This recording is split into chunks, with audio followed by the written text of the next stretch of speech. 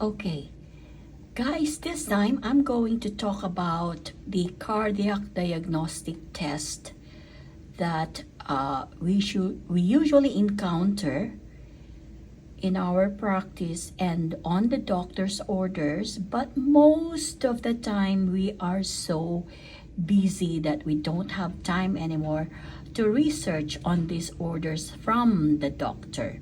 Okay, the number one is the TTE.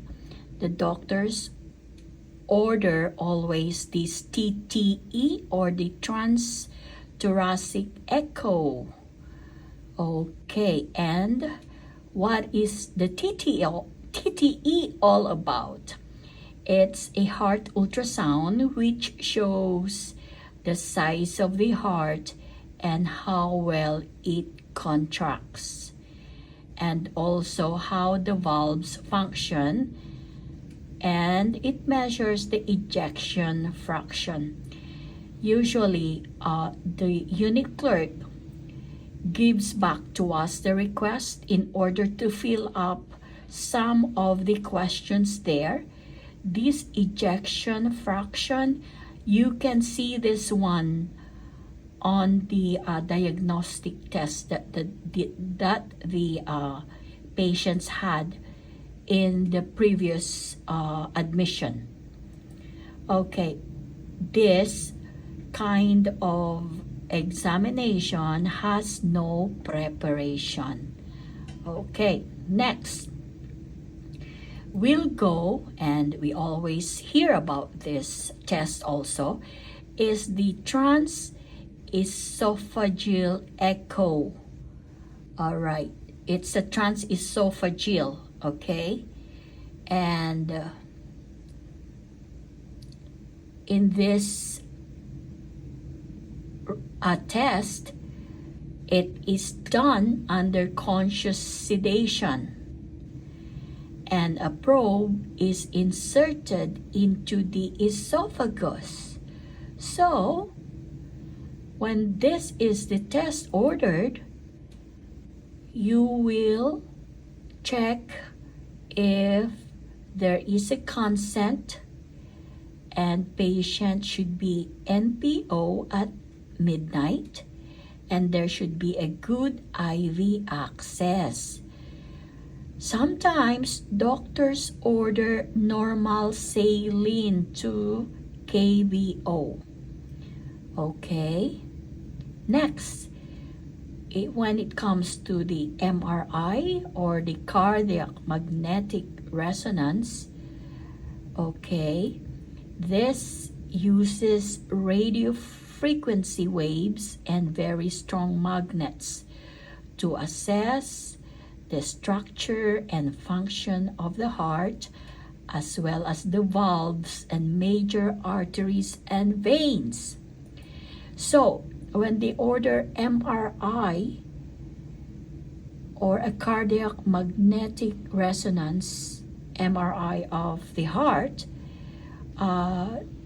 they are ordering it to use in diagnosing cardiomyopathy and the cardiac viability. Okay, so remember, if you prepare the patient for this test, remove all the patient's jewelry and metal, because sometimes they have this earrings on the nose or in their tongue, right? So anyway, just remove all jewelries and metal. Patient should be NPO 2 hours prior to the procedure, and no coffee, no caffeine 24 hours prior to the procedure. Other preparations, and this is not just for the MRI for the cardiac, but it's always being ordered when patient is claustrophobic. So check if there is an Ativan ordered, and always check for the IV access. It should be gauge 20. So when we are so busy, we haven't checked yet if there is an IV for the patient. So check it right away so that the moment the patient goes to his MRI, you are already ready. Or you can ask someone to insert an IV for you and you will not be in a hurry.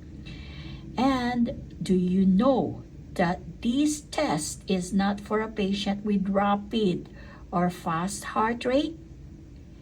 And this is why if this cardiac magnetic resonance is ordered for a patient, the doctor will order B blocker like metoprolol. Okay, now let's go now to the very popular MIBI, exercise myocardial perfusion scan, or the MIBI. It's very popular for us, right? Because they always order this one. Okay, so why is this being ordered? If they are unable to do the MRI, then this is the test they will do, the MIBI. Test is to assess how well blood flows to the heart muscles, to diagnose the presence or absence of ischemic tissue. Okay, what are the preparations again? You need to have an IV access again. Patient can eat, no problem. He's not NPO, but there should be no caffeine times 24 hours, okay? No coffee. Hold also the beta blocker. Like, what are the beta blockers? Bisoprolol and metoprolol. Remember that because sometimes doctors forgot. And also the calcium channel blocker like amlodipine. Now that you know, you can remind the doctors about it if they forgot because they're very, very busy. Okay, next test is the CT angiogram. Okay, CT angiogram. They do X-ray to show details of the arteries and veins of the heart and to determine if plaque or calcium deposits are present and causing.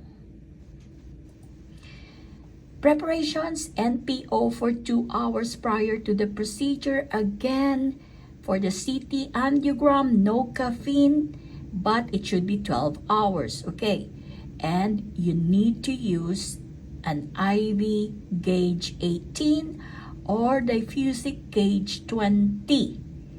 And remember, use the right arm or the right antecubital fossa when you are preparing patients for a CT angiogram. Again, it should be the gauge 18, okay?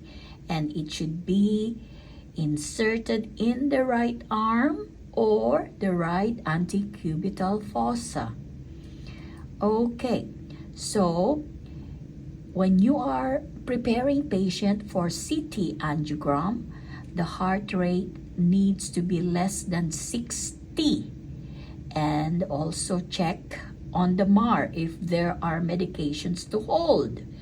Doctor orders metoprolol, and also the doctors orders the creatinine or EGFR prior to the procedure. Okay, now although we are not on the cardiac unit, most of the time they are also ordering this cardioversion test, okay? They order it right away. You are just surprised that, okay, patient is for cardioversion. Now, if this is ordered, at least you have knowledge on this. It makes use of electricity to interrupt an abnormal heart rhythm with a pulse and can be performed emergency for unstable patients or electively. Do you know that sometimes your patients has flutters? That's why they do this cardioversion right away. And they do it in the unit, whether it's a cardiac unit or not. And then they sometimes they order it as ASAP. Okay, so when they order this, excuse me, Patient is NPO for 24 hours. There should be a consent, and patient should have an IV normal saline at 50 ml per hour, and check the dentures and remove the dentures, of course. So that means if patients should be on IV saline, then there should be a gauge 20 access again. So if you know that your patient is on cardioversion, right away insert a peripheral IV. Okay, another test is the PET scan. We always hear about this PET scan also, right? It uses a radioactive tracer to show how an organ is functioning in real time. And what are the preparations? NPO for 6 hours prior to the test. And this test is usually done in the cancer agency. Okay.